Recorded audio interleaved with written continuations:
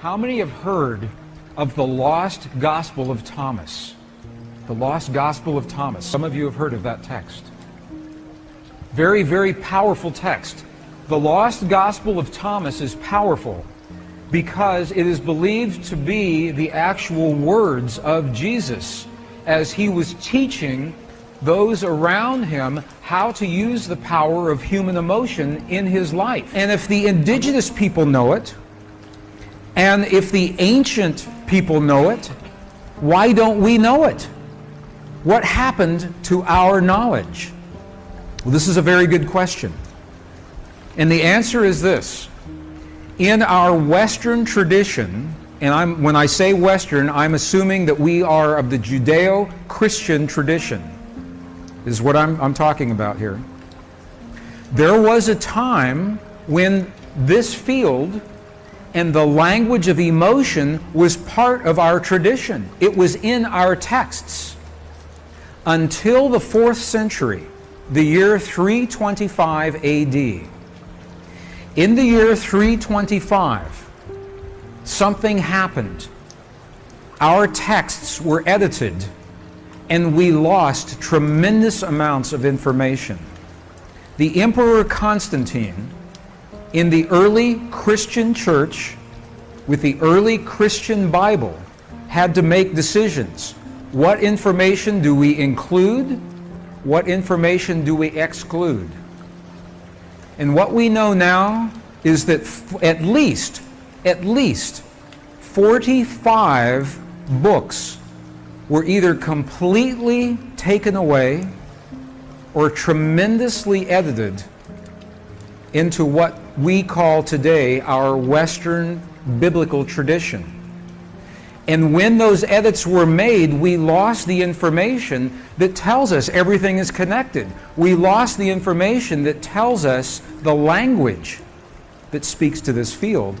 We know the information was lost because we are now recovering the information in the Dead Sea Scrolls, in the Nag Hammadi Library, in the Coptic texts. This is how we know this information was lost.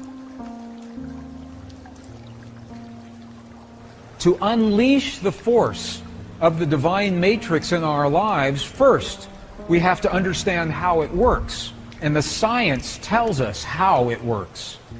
Secondly, we must speak the language that the divine matrix recognizes, and science cannot tell us that. That comes from our past, from our culture, from our history, from those who have learned and used this language for thousands of years. So this is what we're doing right now. We're learning what did Jesus and what did the great masters say about this language. Because it's the same whether you're talking Buddhist or Hindu or Christian, pre-Christian traditions, they're all telling us that there is a field of energy and that we have the language to use that field. This is an actual page out of the Gospel of Thomas. So we know that this ancient gospel actually existed. And you can see some of the letters. These are Greek letters. You can actually read some of, if you know Greek, you can see some of the Greek letters right here. In the Gospel of Thomas, two very important keys. This was written right around 300 years after the time of Jesus. In this gospel, okay, so here's what we're doing. We've been in the Buddhist monasteries in Tibet, and they're telling us that that feeling is the prayer, 1. 2, that we must feel as if our prayers have already been answered. Okay, and now we're in an Egyptian monastery with the texts that used to be our tradition before they were edited, and we're going to look at the instructions that tell us how to do that. You okay if we do that? Is that good? Okay. Gospel of Thomas. If you have a copy of the Gospel of Thomas, this is verse 106, translated from the Nag Hammadi Library. And if you do not have a copy, it's in our books, and you can go to any library and pick this up. Verse 106. Look at what the Lost Gospel of Thomas says. It says, when you make the two, thought and emotion, one. So the Gospel of Thomas is talking about thought and emotion.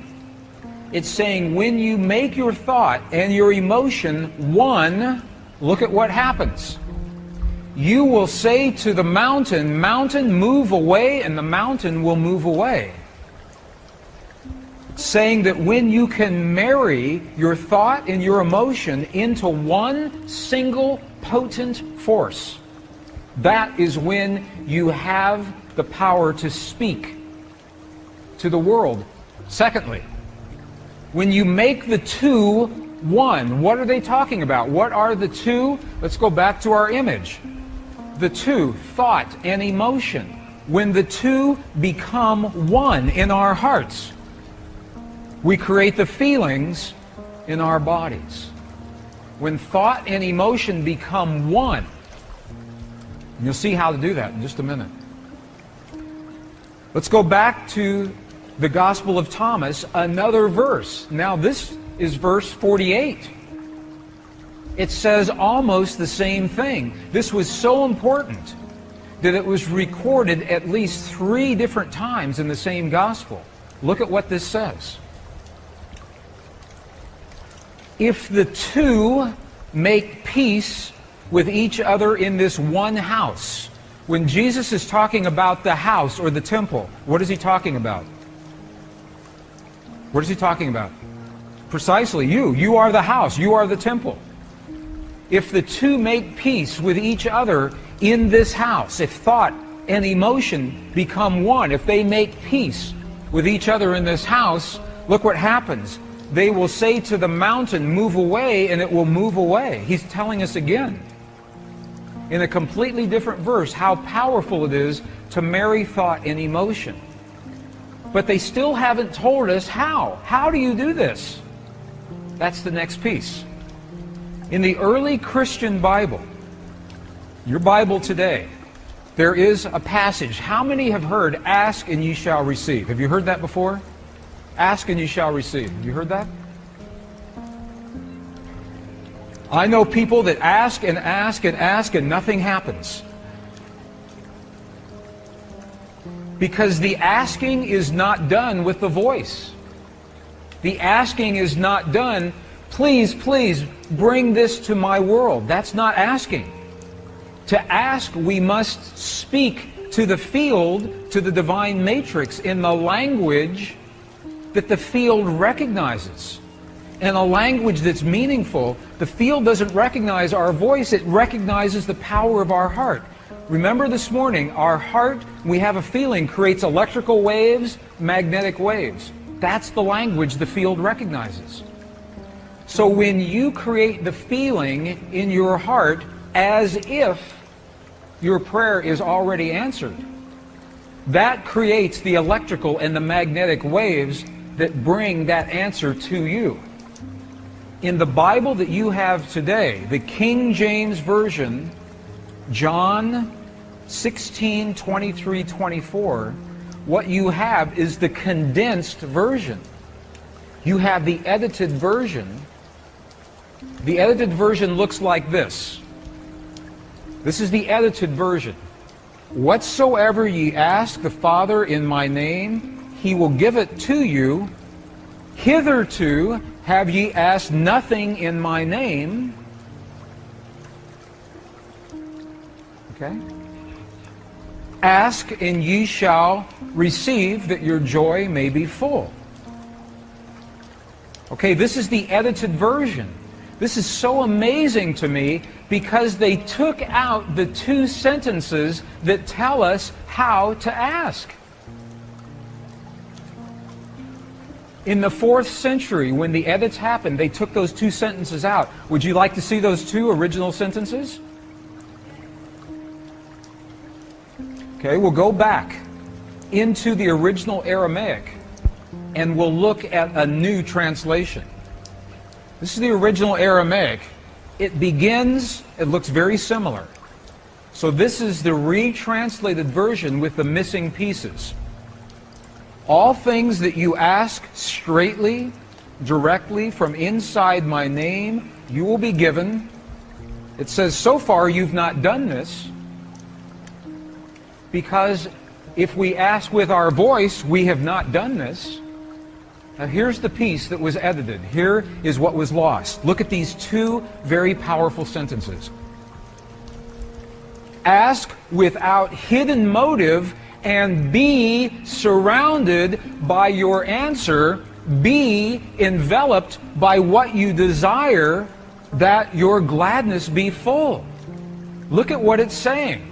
It's not saying to speak a word, it's saying to be surrounded, to feel as if. If you are surrounded, you are feeling as if your answer has already happened. Be enveloped. If you want the perfect relationship in your life, if you want the healing in the body of your loved ones, feel the feeling of what it is like as if that has already happened. Be enveloped by what you desire, because that is when your thought and your emotion become one. You think the thought of the healing in your loved ones, and you feel the love of that thought. They become one, and that is the language that this field recognizes. Does that make sense? Are you okay with that? You're going to see an example of this, another example here in just a moment. Ask without hidden motive. What does that mean? Hidden motive. Ask without judgment. This is precisely what the Buddhists are telling us. Ask without the judgment of the right or the wrong or the good or the bad. Ask without the ego. Ask from the heart.